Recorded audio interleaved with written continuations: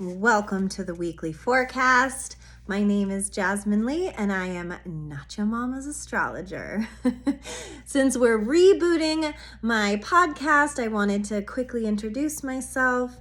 I come from a long line of witchy women who like to break the mold of the stereotypical witchy being.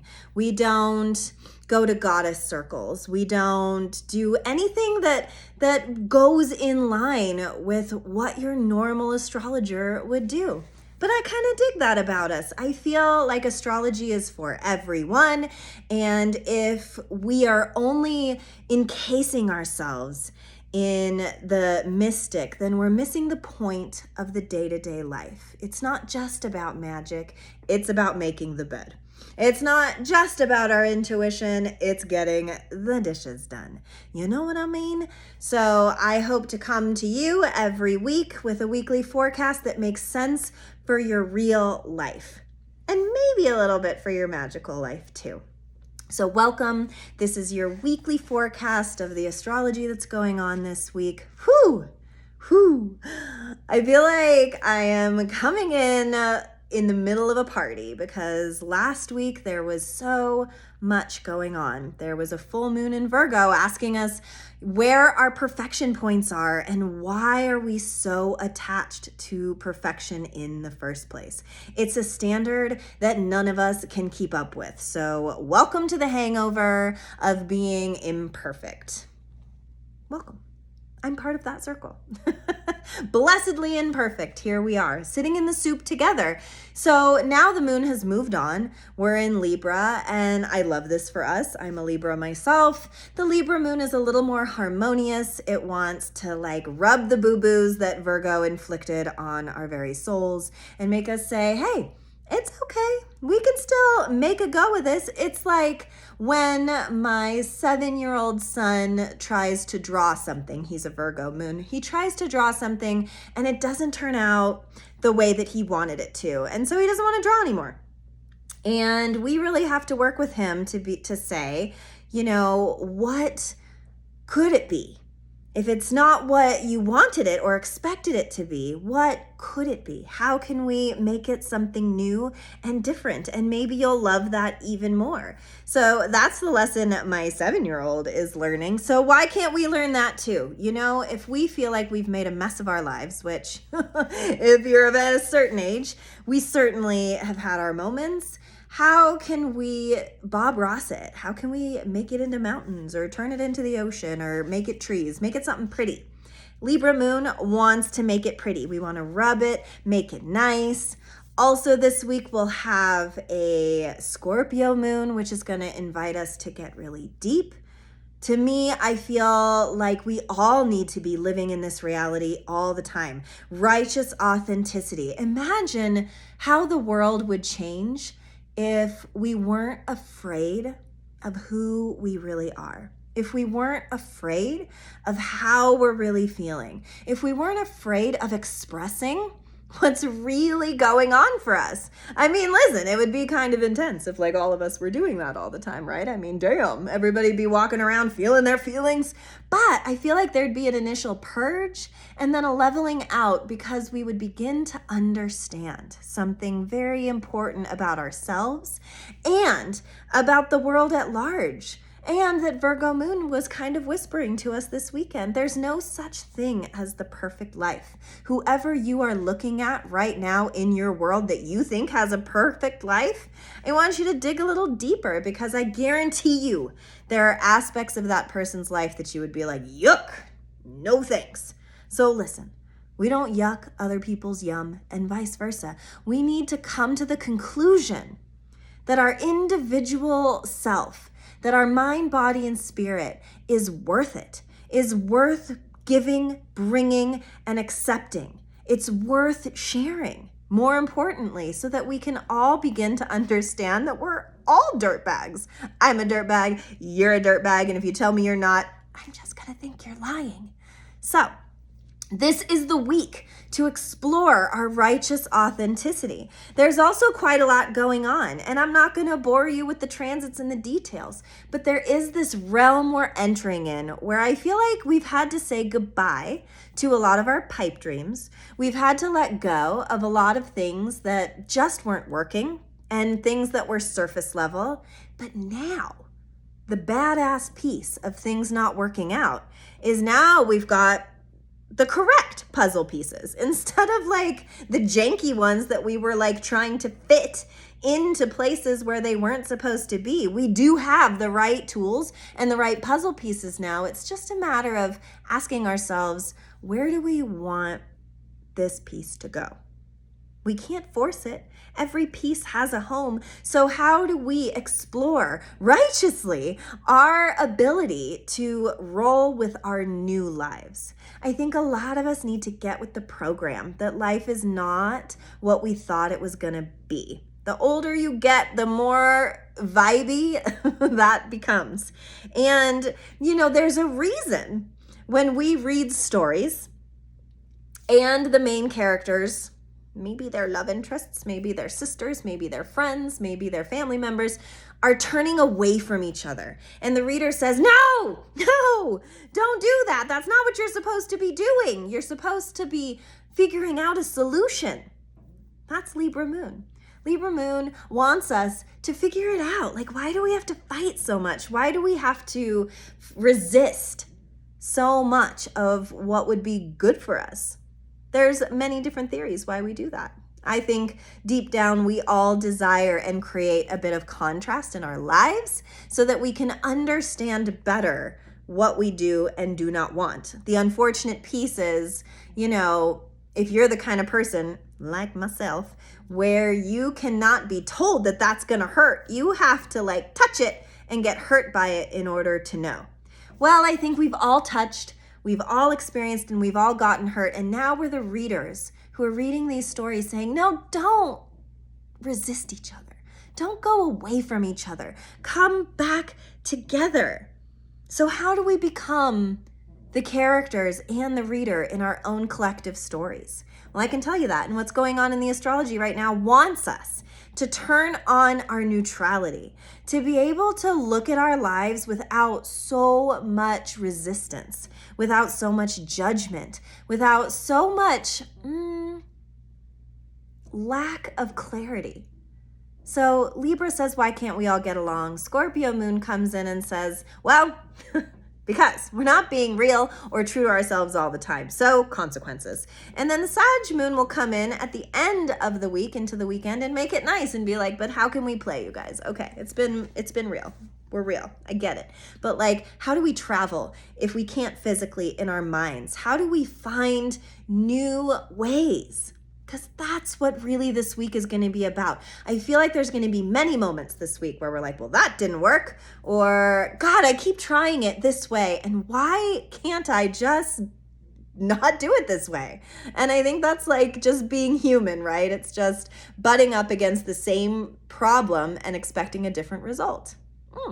Interesting. Also kind of the definition of insanity. But hey, here we are. We're scientists in our life. We have hypotheses and we experiment and, 9 times out of 10 we get it wrong. But becoming the reader of our own story helps us to turn on that neutrality, helps us to see that our path really isn't as specific as maybe we thought that it was going to be. That our path maybe isn't, the one we had been paving in the first place. And that as a reader, we really love it when there's a plot twist. So why are we so afraid of these plot twists in our life? This is really a theme of this week. Why is it that it's so easy for us to watch a reality show, to watch Survivor and be like, oh, that person's super lying to you. It's so obvious. Well, number 1, we don't have any skin in the game. Number 2, we're not in the game. And number 3, we're not emotionally invested or tied to the outcome of that game. Okay, some of us are, right? I have my favorites, but it's not our lives. So when we're under duress, which this week there might be some bumps in the road, when we're feeling like this isn't working, there's always going to be a hint, a sign, a direction that's going to gently be nudging us because we're moving into Pisces season. Here we are. And Pisces is like this ethereal, otherworldly shit, It's like asking us to not always have to be so rational about the answer. So if we were truly neutral and if we weren't attached to our own outcome, how would we be living our lives differently? We've got huge attachment issues, all of us, all the time, because, mama got to eat and like we got to take care of our stuff and we got to get our ducks in a row. But, ducks, I don't see them much in a row unless they're babies and they be following their mama. And, we ain't that anymore. We're grown adults who need to sort it for ourselves. So I really see the capability and option of solutions this week. But with options and solutions, what do you think that comes with? Obviously it comes with more problems.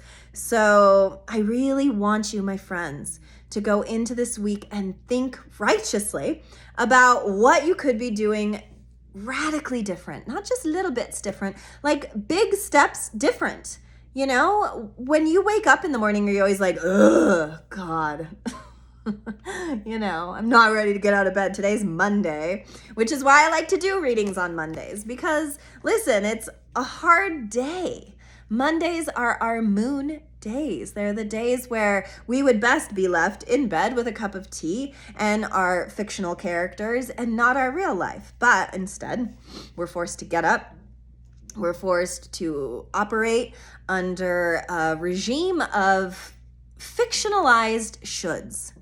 And that's what we're doing. We just should this, we should that. We should be making a home-cooked meal every night for our children. We should be the perfect partner, always present and available. And the truth is, this is all a crazy illusion that we've all signed up for. So when we wake up on a Monday, I doubt the last thing on our mind is, how can I radically change my week to start digging this vibe? What would have to happen on Sunday for you to look forward to your Monday? Do you hate your job? Well, I'm not saying quit your job. I'm saying what other job would make you happier? And if you can't come up with that, stay at your job, yo. But if you can come up with something that would make you so much happier, what are small steps you can be doing to get into that category? If you're lonely and you wish you had a relationship, what are some steps? It's just baby steps. I think, honestly, when I was starting my astrology business, I was really consistent for a while about doing podcasts, but then I would fall off because I'd be like, oh, not very many people are listening, not very many people are watching. What's my worth? Is it really is this not for me? And so I took another job. Now I'm a second grade assistant at a school, my children's school, and I love that. However, it's not astrology, and astrology is really where my heart is. So I started seeing it different. I started saying, listen, I'm not going to be today the biggest astrologer around because first, nobody knows me. And second, what have I done? What steps have I done to become the most well-known astrologer? Not very many, right? So I broke it down to its really core level and thought, why was I giving up before I had even gotten started? So I'm here again, and it's about consistency. And it's about saying, well, astrology is really where my heart is, so how am I going to take steps every day that isn't about likes or shares or popularity, but it's about staying in my focus, staying in my dreams, and being the kind of character I would want to read in a book. In case you couldn't tell, I'm an avid reader. Going into Pisces season, I recommend reading books that are about manifestation, that are about, using your energy for good. We all said Glenda was a good witch because she said she was a good witch, but she done crushed that lady, other witchy, with her house and took her shoes and was like, I'm the good witch though. Really, we're the old narrator of our own story. So listen, she says she's the good witch, but I have my doubts. Those pink ladies, I think there's some vibes under the surface. Anyway, off topic, getting us back to being focused, I think that there are a lot of ways that aren't just changing your job, getting into a relationship, doing things huge different that way, but doing things little different. I really hated my coffee routine. Like I used the filters and the pour over, and I'd have to boil the water, and it really made my Mondays feel jacked. It made me really sad. And every morning of the week, it would make me feel sad because I didn't like how I was making my coffee. So I got this really, but I also didn't like coffee makers because the water doesn't get hot enough, and I think that's dumb. So I got a hybrid coffee maker that does the same thing I would do in the morning with the tea kettle. And now all I have to do is press a button and I get coffee. And I'll tell you what, I'm having much better starts to my mornings. I'm nicer to my kids. It's a trickle down effect, right? It's like little things. What if like your outfit was already laid out for you like a goddamn 7-year-old? What if you did that the night before? What if you took all of the stressful parts of your morning, figured out why it was stressful, and then shifted it? That's kind of the vibes this week, is we're going to start seeing where we're malaised, where life isn't working for us, and we're going to try to do it different. Well, I hope. This is my advice, is that I hope that you try to do it different. And I hope that we can all have a few more honest talks this week. I hope we can all find a way to be compassionate for each and every person that's in our reality. The coworker that drives you crazy, the kid that is imbalanced and freaking out. It's like, how can you find a neutral place instead of just annoyance or judgment? The same thing with like overwhelming joy, like how do we look at joy differently? Because joy was not meant to just be fit on a spoon for sipping. I think joy is a wildly underrated emotion that we don't engage in during the week because we're so busy adulting. So it's like our homework assignment is to see the places that are really like malaised in our life and then see where we can find a joy point for that part of our day. Now I love my morning coffee because I fixed that. And it's a small thing, but it's trickled down into the rest of my reality. I decided to jump full on back into astrology. And since I've done that, I've gotten so many more calls for readings. It's like before I've even published or advertised anything, the energy of my shift has made changes. Never doubt the power of your own mind. But, and here's the caveat, and here's the astrology in the sky this week, our thoughts are not us. Like, we are not what we think. We are, in essence, an ever-evolving culmination of these thoughts. So, like, feed yourself well. Don't just eat good food, think good thoughts. Like, thinking we're gonna hate on ourselves all day and then the solution's going to come is not the right thinking, right? I mean, but if we start believing in ourselves more, if we wake up in the morning and kiss that mirror and say, "Good morning, you," if we write affirmations to ourselves, for ourselves, and start believing them, gosh, such a little thing. Saying, "Hey, you're going to do great today. You're going to freaking kill it." You'd say that to your friend. Why wouldn't you say that to you? So these little things, coffee in the morning, these little ways, hey, you're going to kill it today. These little perspective shifts. I'm going to do the laundry on Sunday so that I don't have to do it on Monday. I don't know, call me crazy, but I think whatever comes up this week, I want you to really pay attention. Think about like the most annoying thing that comes up this week and write it down. And then I want you to see like how you can rearrange your thinking and rearrange your thoughts to find and infuse joy into the thing that annoys you the most, right? You'd want that for your book characters. You'd want that for your friends.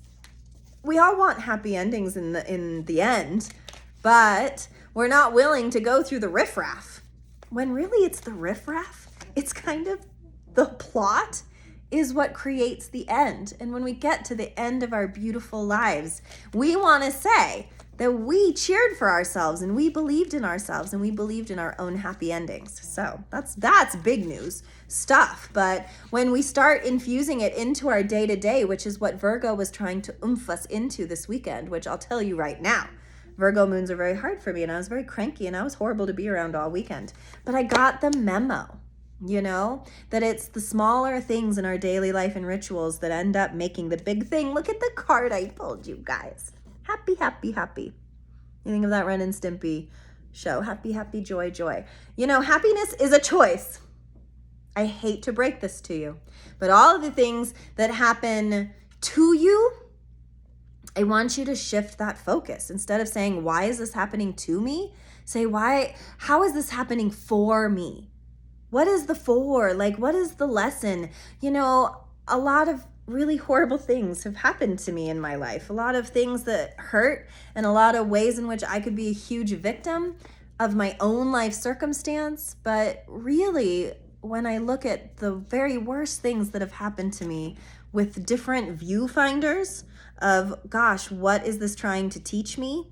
Then not only will it help me get the lesson quicker, but it helps me understand that none of us escape this unscathed. None of us are gonna just have perfectly peaceful, happy lives. It's in the soup boil, that the flavor gets drawn out. So listen, if you be boiling this week, if stuff's coming up, good. Let it. And ask yourself, what is this doing for me? Instead of why is it happening to me? What is this doing for me? We just need to switch our perspective a little bit to get that happy, happy. Because it's here. Pisces season wants us to dream so big, so big. What could you dream? But then, not just what could you dream, what could you achieve if we mastered what it was we truly wanted? I think a lot of us deep down don't really know what it is we truly want. So that's the week. Think about it. What do you truly want? How do we get in our own ways? And what can we do to change the yucks of our day into the yums of our day? That is my inquiry to you. I hope you have a beautiful week. I hope you take good care of yourselves. And mostly, I just hope you don't take it too serious. Because anytime we start taking life, events, circumstances too serious, we don't have perspective any longer. We can't see the running joke that is all of our lives, right? We can't take a bird's eye view and look and be like, oh, yeah, I see what I did there. It's really important in this Scorpio moon coming up to take righteous accountability for the ways in which we really screwed the pooch, because it's nobody else. It's me. I'm the problem. It's me. I'm the problem. What if we got with that bandwagon and we knew that we were the problem? We'd want to fix that, right? So, gentle fixing. Let's not shut ourselves to death. Let's not be judgy. Let's not judge, but let's innovate. Let's find out what is under the hood of why things keep going wrong in our lives, or why we're not where we wish that we were. So happy hunting, and I will see you next week.